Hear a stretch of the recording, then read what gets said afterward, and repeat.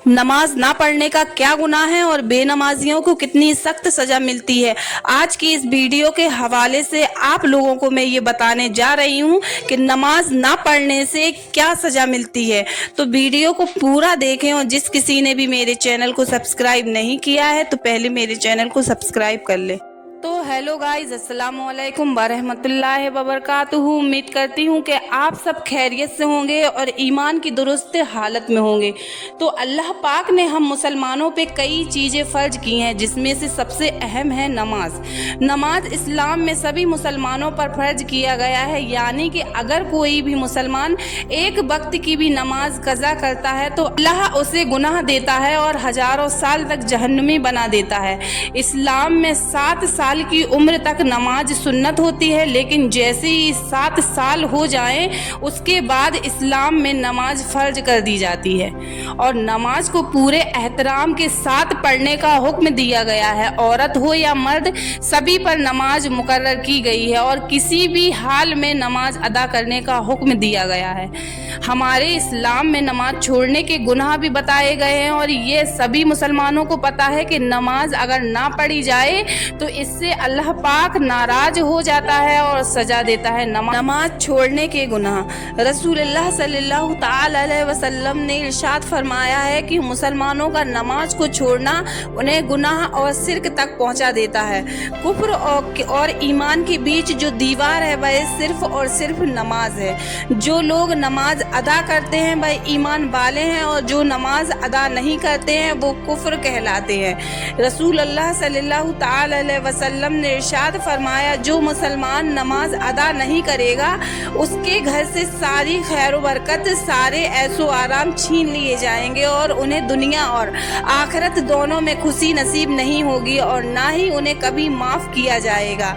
नमाज पढ़ने के फ़ायदे, जो लोग अपने सारी ज़रूरी काम को फौरन करते हैं, लेकिन जब नमाज पढ़ने का वक्त आता है तब उसी वक्त उन्हें अपने ज़रूरी काम याद आ जाते हैं तो वो नमाज छोड़ देते हैं, लेकिन वह भूल जाते हैं कि दुनिया की कोई भी चीज़ हमारे काम नहीं आएगी।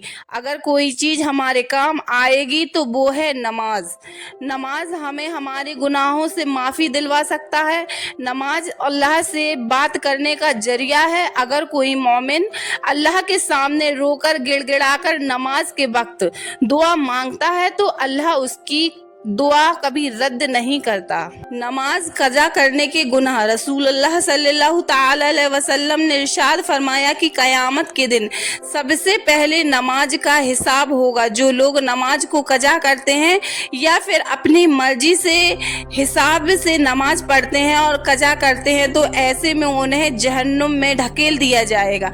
अगर नमाज के वक्त कोई काम आ गया, फिर नमाज भूल गए या फिर नींद आ गई तो ऐसे में आपको जिस समय याद आए आपके उस वक्त की नमाज अदा नहीं की है, आपको उसी वक्त उस नमाज को अदा करने का हुक्म दिया गया है।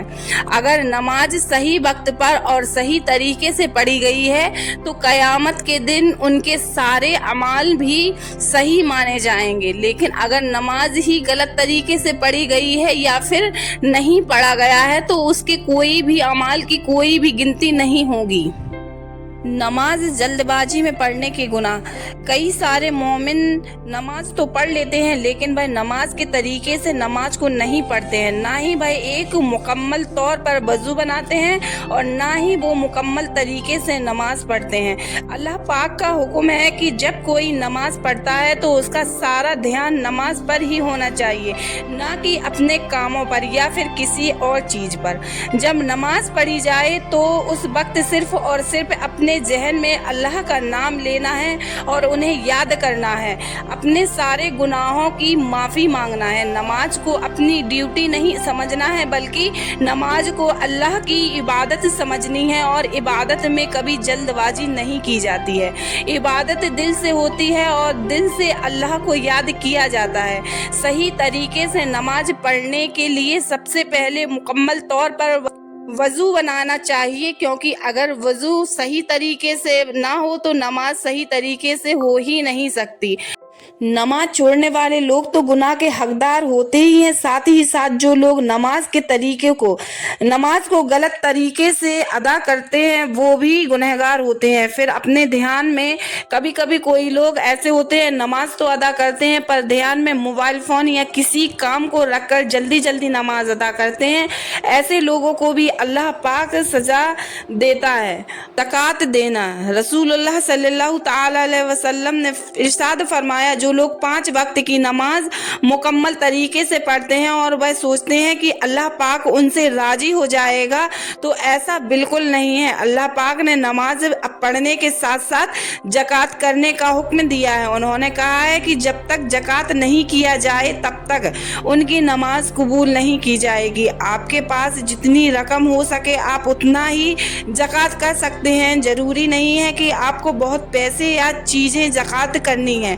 आप अपनी हैसियत के हिसाब से ज़कात कर सकते हैं, लेकिन ज़कात करना बहुत ज़्यादा ज़रूरी है। हमारे इस्लाम में जिन चीज़ों को फ़र्ज नाम दिया गया है वह चीज़ें अगर छोड़ दी जाएं तो अल्लाह पाक कभी राज़ी नहीं हो सकता।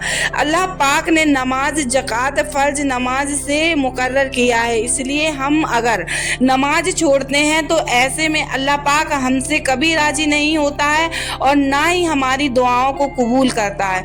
एक बार किसी शख्स ने रसूलुल्लाह से पूछा कि आप सबसे पसंदीदा अमल क्या है, तो हमारे रसूलुल्लाह सल्लल्लाहु ताला अलैहि वसल्लम ने जवाब दिया कि वक्त पर नमाज अदा करना। मेरा अकरम सल्लल्लाहु ताला अलैहि वसल्लम ने यह भी फरमाया है कि जो शख्स जानबूझकर नमाज छोड़ देता है वह मेरा उम्मती कभी नहीं हो सकता और उसे कभी माफ़ी भी नहीं मिलती। रसूलुल्लाह सल्लल्लाहु ताला अलैहि वसल्लम ने इरशाद फरमाया कि नमाज मुसलमानों के लिए उतना ही ज़रूरी होता है जितना एक जिस्म में सिर दीन बगैर इस्लाम के नहीं और नमाज बगैर दीन नहीं।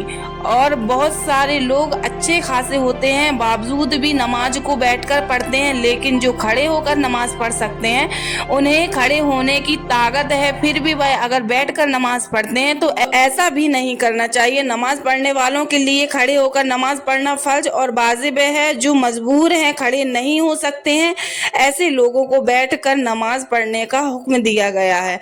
घर वालों को नमाज पढ़ने की तालीम देना, अपने घर में बच्चों से लेकर बड़ों तक को सभी को नमाज पढ़ने की तालीम देना और छोटे बच्चों को अपने साथ लेकर नमाज पढ़ें। भले ही उन्हें अच्छी तरह नमाज पढ़ना ना आए, लेकिन उन्हें यह ज़रूर समझाएं, ये समझ में आ जाएगा कि हम मुसलमान हैं और हमारे लिए नमाज पढ़ना ज़रूरी है।